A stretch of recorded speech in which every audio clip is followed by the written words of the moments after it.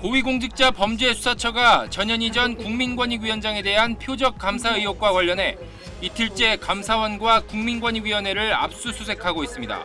공수처는 어제에 이어 오늘까지 서울 종로에 있는 감사원과 정부 세종청산의 권익위 사무실에 검사와 수사관을 보내 관련 자료를 확보하고 있습니다. 법원이 일몰후 영장 집행을 할 수 없도록 제한을 둠에 따라 공수처는 어제 오후 압수수색을 중단한 뒤 오늘 다시 재개했습니다.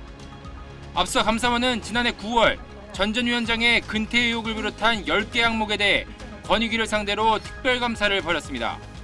감사원은 이어 추미애 전 장관 관련 사건의 유권 해석에 부당 개입했다며 검찰에 수사도 요청했는데 전 전 위원장은 같은 해 12월 공수처에 표적감사라며 고발장을 접수했습니다. 최재해 감사원장 유병호 사무총장과 함께 제보자로 지목된 권익위 고위관계자 등을 직권남용 권리행사방해 등 혐의로 고발했습니다. 지난 6월엔 전 전 위원장의 근태가 부실했다는 내용의 감사원 감사 결과가 공개되면서 다시 논란이 불거졌고 전 전 위원장은 감사원 감사위원회가 책임을 묻지 않기로 결정했는데도 사무처가 감사보고서를 공개했다며 최 원장 등을 다시 고발했습니다. SBS 김관진입니다. 국회 법사위 전체회의. 전현희 전 권익위원장 감사보고서 의결 과정에서 조은석 주심 감사위원이 전자열람 버튼을 누르지 않은 상태에서 결재가 이뤄진 걸 놓고 민주당 김의겸 의원과 유병호 감사원 사무총장이 언성을 높입니다.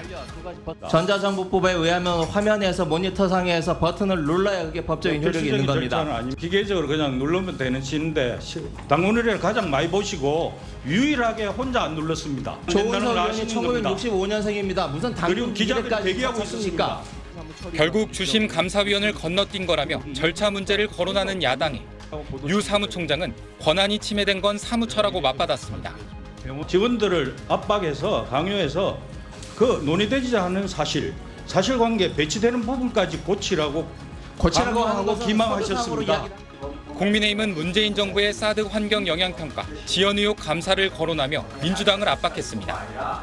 인체에 무해하다는 게 좀 밝혀진 게 몇 년이 걸렸고 성주 참외랄지 이러한 성주 농민들이 또 큰 피해를 입었던 것인데요. 감사 계획은 좀 수립된 바는 없습니다. 다만 감사 청구 등이 들어오든지 하면 저희들이 그 절차에 따라서 검토할 그런 의도는 가지고 있습니다. 최 원장은 전 전 위원장 감사보고서 초안에 있던 서해 공무원 피격 사건, 유권 해석 개입 의혹이 빠진 경위에 대해서는 진상조사를 벌이고 있다고 밝혔습니다. SBS 백운입니다. 지난 2020년 국민권익위원회 A국장은 부하 직원들에게 대학원 과제와 대리 출석을 시킨 갑질 행위로 정직 3개월 처분을 받았습니다. 전현희 권익위원장은 선처를 바란다는 내용의 탄원서를 정부 소총심사위원회에 제출했는데 감사원은 부적절한 행위라고 지적했습니다.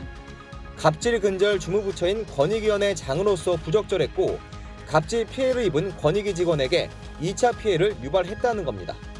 감사원은 또 지난해 8월부터 전 위원장과 감사원 직원들의 복무 관련 비위 의혹을 제보받아 조사를 진행했습니다. 그 결과 감사원은 제보 13건 가운데 모두 4건에 대해 기관주의를 요구했습니다. 근태 문제와 관련해 감사원은 전 위원장이 세종청사로 출근한 89일 중 83일을 규정시간인 오전 9시 이후 출근한 것으로 확인했습니다. 하지만 감사원은 기관장의 경우 외부 일정이 많고 퇴근 시간 개념이 명확하지 않아 별도 처분은 요구하지 않는다고 밝혔습니다. 전 위원장은 부당한 감사라며 위법하지 않은 감사 결과를 보고서에 공개한 건 명예훼손이라고 반발했습니다. 권익위원장에 대한 사퇴 압박 목적의 정치적 표적 감사라구나 하는 사실을 직감하였습니다. 감사원은 이 밖에 전 위원장의 수행비서가 위조한 교통비, 숙박비 영수증을 청구해 720만 원을 챙긴 사실을 적발해 해임을 요구했습니다. SBS 홍영재입니다.